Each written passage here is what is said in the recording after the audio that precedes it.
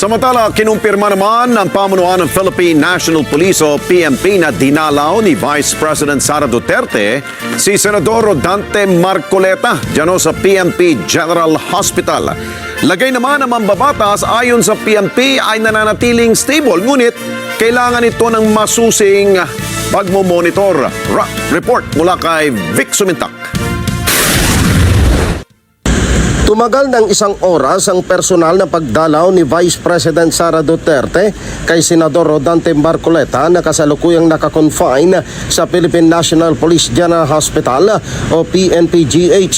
Sinabi ni Dr. Lieutenant Colonel Benali Bayani ng PNP General Hospital na alas 7:30 ngayong umaga nang dumating si VP Sara at umalis ng alas 8:30 ng umaga. Mga 7:30 po nandito po si Vice President Duterte, and then mga 8:30 po lumabas po, umalis na po siya.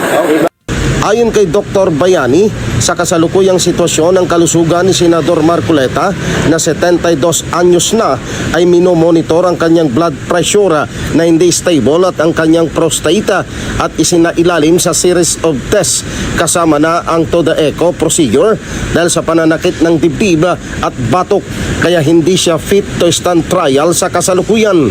Sa ngayon po, undergoing pa po kami ng workup sa kanya for further evaluation pa rin siya. Nag-aantay pa rin po kami ng mga results ng mga labs na ginawa po namin sa kanya. Kinumpirma naman ni PNP spokesperson Colonel Allen Reyco na inaresto na kagabi si Aristotle Biray ng PNP CIDG, co-accused ni Senador Marcoleta sa kasong plunder at nagreklamo din ng pananakit ng batok at mataas na blood pressure, kaya dinala din siya sa PNP General Hospital at ngayon ay stable na ang kanyang kondisyon, kaya dinala na siya sa Sandigan Bayan para sa return of arrest warrant at commitment order sa Quezon City Jail sa Payatas kasama nina dating Congressman Mike Defensor at Joseph Espiritu.